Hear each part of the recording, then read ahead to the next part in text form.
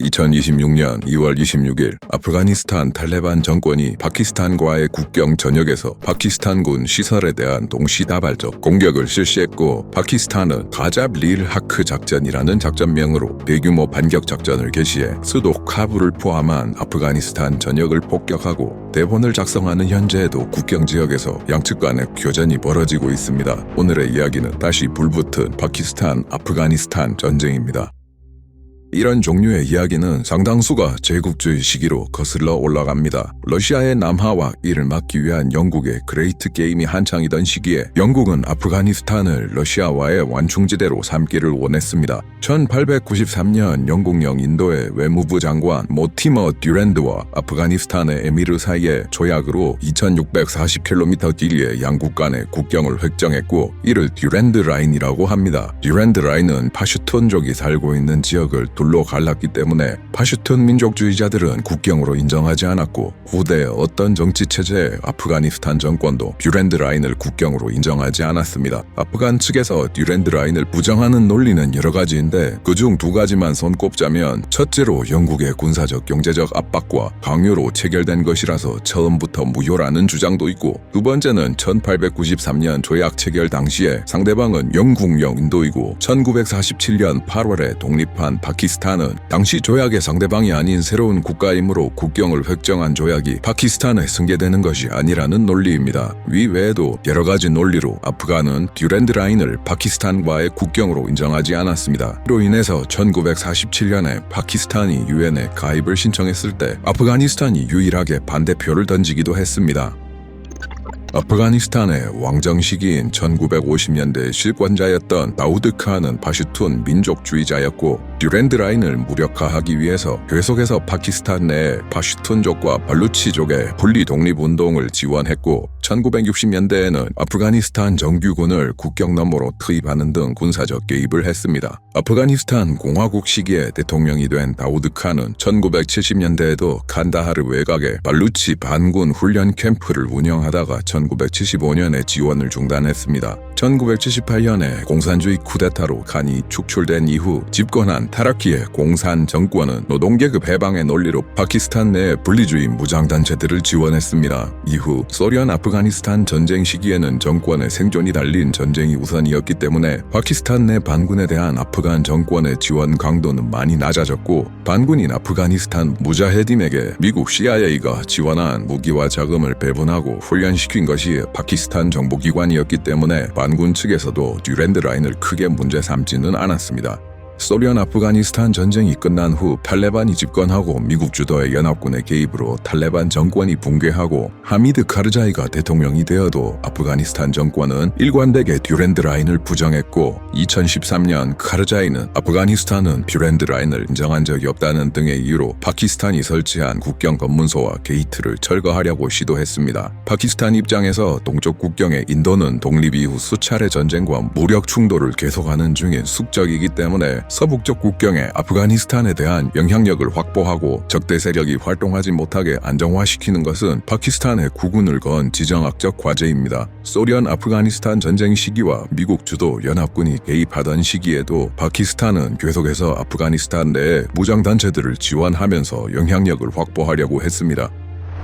2000년대 초반 미국의 침공으로 탈레반 정권이 붕괴되었을 때 아프간에서 밀려난 탈레반 등의 무장단체 경력자들이 파키스탄 북서부로 대거 유입되어 다수의 무장단체가 생겨납니다. 시간이 흘러 2007년 12월에 이 일대에서 활동 중이던 13개 단체가 통합되어 파키스탄 탈레반 이하 TTP가 결성됩니다. 아프간 탈레반과는 별개의 조직이지만 이념적 유사성을 공유하고 샤리아법에 의한 통치 등을 목표로 하는 조직입니다. TTP는 미국과의 전쟁 중이던 아프가니스탄 탈레반을 지원했습니다. TTP는 북서부에서 세력을 넓혀가다가 2014년 6월 8일 수십 명이 사망한 카라치 국제공항 습격 사건을 일으켜 파키스탄 전역을 충격에 빠뜨립니다. 파키스탄군은 2014년 6월 15일 한국어로는 예리한 일격이라는 뜻인 자브르-에 알지브 작전을 개시하여 TTP에 대한 대규모 소탕전을 개시했습니다. 이 작전으로 단기적으로 파키스탄 내 테러 공격을 크게 감소시켰으나 완전한 소탕에는 실패했고 TTP는 아프간 국경 너머로 피신해서 살아남았고 국경을 넘나들면서 파키스탄을 공격합니다. 이후 TTP는 수차례 파키스탄 정부와 휴전했다가 공격을 재개하기를 반복했습니다. 거의 20년간 미국 주도의 연합군과의 전쟁 끝에 2021년 탈레반이 아프가니스탄에서 재집권한 당시에 파키스탄 임란 칸 정권과 탈레반의 관계는 양호했습니다. 반미 반서구적 이념을 가지고 있었고 파키스탄 군부와 대립각을 세우던 임란 칸 파키스탄 총리는 탈레반의 재집권에 대해서 노예의 사슬을 끊었다라고 칭송했으나 이 발언으로 국내외에서 반발을 샀습니다. 이후 얼마 안가 임란 칸은 경제 실패와 우크라이나 침공이 시작된 2월 24일에 모스크바에서 푸틴과 회담하는 등의 친러 친중적 정책으로 인해 군부와의 갈등이 본격화되고 22년 4월 초에 실각합니다. 수십 년간 탈레반을 지원했던 파키스탄의 기대와는 다르게 재집권한 탈레반은 듀랜드 라인을 공식 국경으로 인정하지 않았습니다. 파키스탄은 자국을 공격하는 TTP 및 여타 무장 세력이 아프가니스탄을 은신처로 활용하고 있다고 지속적으로 비난하고 아프간 탈레반 정권에 대해서 이들 집단의 활동을 막으라고 강하게 단속을 요구했습니다. 그러나 아프간 탈레반은 TTP는 파키스탄 내부의 문제이며 자국 내에서 스스로 해결해야 한다고 주장했고 단속에는 미온적이었습니다.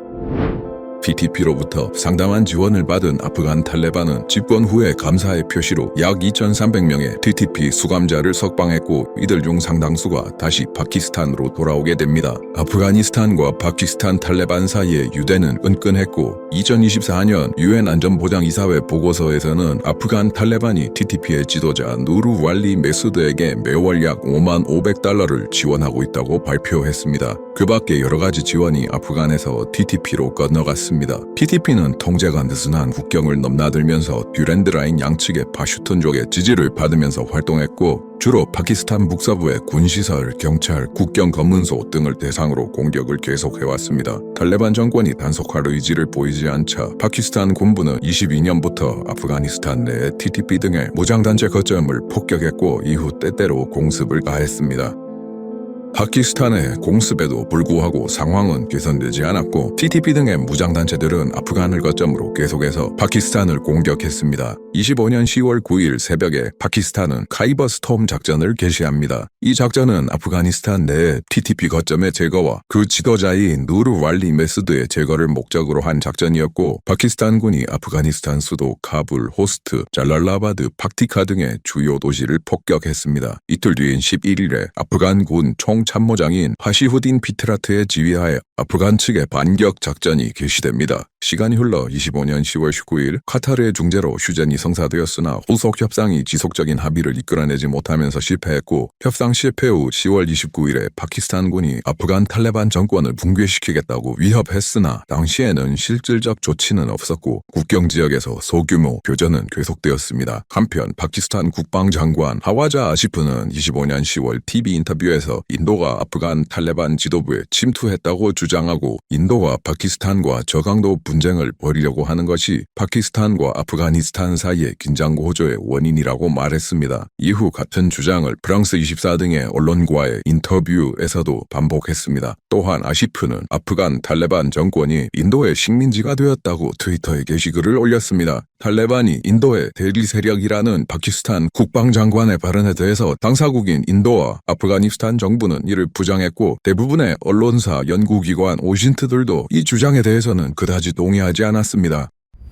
탈레반 재집권 이후 아프간을 거점으로 한 무장단체들의 파키스탄에 대한 공격은 증가하던 추세였고 26년 2월 중에 파키스탄은 여러 차례 테러 공격을 받습니다. 2월 6일에는 이슬람 국가 IS 지부가 파키스탄 수도 이슬라마바드의 시아파 모스크를 공격해서 36명이 사망하는 사건이 일어났고 발루치스탄 해방군이 1월 말부터 2월 초 사이에 발루치스탄 주 전역에서 연쇄 공격을 감행하는 등 파키스탄의 치안이 매우 불안정해집니다. 이슬라마바드 모스크 사건을 조사하던 파키스탄 당국은 4명의 조력자들을 체포했고 범행을 아프가니스탄 탈레반이 지원했다고 발표합니다. 26년 2월 11일 파키스탄 국방장관 아시프는 아프간 탈레반이 자국 영토 내 무장 세력의 활동을 억제하지 않을 경우 라마단이 시작되기 전에 아프가니스탄 내 무장 세력에 대한 군사 행동을 취할 수 있다고 강경하게 경고했습니다. 2월 16일에는 TTP가 국경 검문소를 공격해 12명이 사망합니다. 이 사건 사건에 대응해 파키스탄 정부는 2월 19일 파키스탄 주재 아프가니스탄 대사에게 항의 서한을 전달했습니다. 아프간 내 무장 세력을 단속하라는 파키스탄의 경고가 누적되다가 26년 2월 22일 파키스탄 공군이 아프가니스탄 낭가르하르, paktika, 호스트주 등을 대상으로 공습을 가했습니다. 파키스탄은 아프간 내 파키스탄 탈레반 등 파키스탄을 공격하는 무장단체 거점 7곳을 대상으로 공습했다고 발표합니다.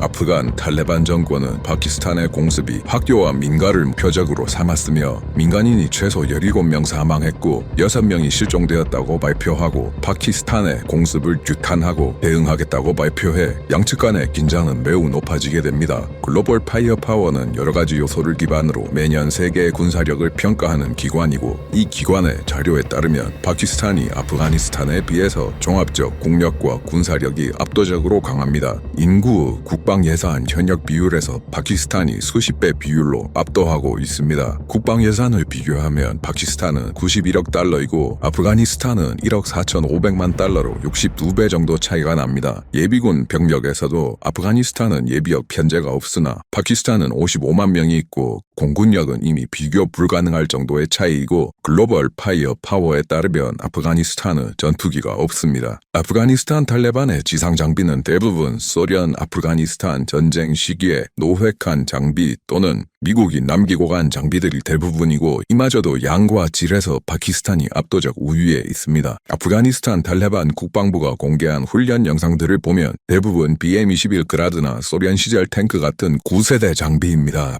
파키스탄이 핵 보유국이기는 하지만 이번 분쟁에서 사용될 가능성은 거의 없습니다. 재래식 전력으로도 충분히 압도한다는 평가입니다. 그러나 전력의 열세에도 불구하고 26년 2월 26일 오후 8시에 아프가니스탄 탈레반 정권은 총참모장 바시후딘 피트라트의 지휘하에 파키스탄에 대한 전면적 보복 작전을 개시합니다. 아프간 정규군은 듀랜드 라인을 넘어서 낭가르하르, 누리스탄, 쿠나르, 호스트, paktia, paktika 주에 접하는 파키스탄 국경 내 군기지 등을 공격했습니다. 이날을 전후로 SNS에는 미군이 철수할 당시에 탈레반 측이 노획한 것으로 보이는 험비 등을 포함한 차량의 행렬이 대규모로 기동하는 영상이 공개되었습니다. 교전 초기에 아프간 정규군과 TTP가 파키스탄 국경지대 여러 초소와 검문소를 점령하는 데 성공한 것처럼 보이는 영상이나 사진이 공개되었습니다. 파키스탄 국내에서 이미 여러 차례 테러 공격과 국방장관 등의 강경 발언 등으로 인해서 파키스탄은 높은 수준의 경계태세를 유지하고 있었고 곧바로 반격이 시작됩니다. 26일 파키스탄은 한국어로 정의로운 분노라는 뜻인 가잡릴 하크라는 작전명으로 반격 작전을 개시합니다. 파키스탄은 카불, 칸다하르, paktia, 낭가르하르의 아프간 탈레반 거점을 공격했습니다. 이튿날인 27일 파키스탄 국방장관 하와자 아시프는 아프가니스탄과 공개적인 전쟁 상태를 선언했습니다. 같은 날인 27일에 미 국무부 대변인은 이메일 성명을 통해서 파키스탄이 자위권을 행사할 권리를 지지한다고 발표해서 파키스탄의 군사 행동에 대해서 지지의 뜻을 밝혔습니다. 파키스탄과 아프가니스탄 정규군 간의 충돌이 계속되는 가운데 TTP도 파키스탄군의 초소 등을 공격하고 있습니다. 파키스탄의 특이한 점은 전쟁 상황에 대한 발표나 논평을 국방부에서도 하지만 파키스탄 정부의 정보를 공식 배포하고 방송 언론을 규제하는 정부기관이 정보방송부의 장관이 트위터에 메일의 전과를 발표하고 있다는 것입니다. 파키스탄 정보방송부 장관 아타울라 타라르는 작전 개시 이후부터 계속해서 일간 업데이트를 하고 있습니다. 그러나 양측 모두 전과를 과장하는 경향이 있기 때문에 현재 상황에서 합리적인 추정치를 단정 내리기는 어렵습니다. 개전 직후부터 제공권을 장악한 파키스탄 공군은 아프가니스탄 전역을 폭격하고 있습니다. 3월 1일을 전후로 탈레반은 파키스탄 공군이 바그람 공군기지를 폭격하려고 시도했으나 탈레반 측이 대공포로 격퇴했다고 발표했습니다. 그러나 뉴욕타임즈의 위성사진 분석 기사에서 바그람 공군기지 내 여러 건물이 폭격으로 파괴된 것이 확인되어 아프간의 주장은 틀렸다는 것이 확인되었습니다. 흔히들 아프가니스탄을 제국의 무덤이라고 말합니다. 하지만 이것은 외부 세력이 아프가니스탄을 침공해서 점령하고 이에 대해서 아프가니스탄인들이 게릴라전으로 대항할 때 성립하는 이야기입니다. 파키스탄은 개전 직후부터 제공권 우세를 바탕으로 폭격하고 지상에서는 국경 인근만 공격하는 제한적인 지상전을 수행하면서 충돌의 강도를 조절 중인 것으로 보입니다. 중국, 파키스탄 경제회랑 등의 사업으로 파키스탄에 1대1로 투자가 많이 들어가 있는 중국은 2월 27일부터 가장 적극적인 중재 의지를 밝히고 있고 이란의 외무장관 아바스 아라그치로 양국 간 중재 역할을 하겠다고 밝혔습니다. 러시아 외교부도 공식 트위터로 양국 간의 대화로 해결하자고 발표했습니다. 튀르키예 에르도안도 양국 간의 중재를 하겠다고 나섰습니다. 2월 27일 파키스탄의 폭격 이후로 로이터의 보도에 따르면 탈레반 정권은 대화에 열려 있다고 하였으나 파키스탄 측은 대화에 소극적인 것으로 보입니다. 파키스탄의 실권자이자 역사상 두 번째 원수인 아심 무니르 파키스탄 군 총사령관은 3월 초 아프간 탈레반 정권이 아프가니스탄 영토 내 테러 집단들에 대한 지원을 멈출 경우에만 작전을 중단할 것이다 라고 천명했습니다. 과연 파키스탄의 요구를 받아들여 아프간이 지원을 멈출 것인지 아니면 중국 등의 외국의 중재로 휴전에 들어갈 것인지는 시간이 지나봐야 알 수 있을 것 같습니다. 오늘의 이야기는 여기까지입니다. 구독과 좋아요 부탁드립니다.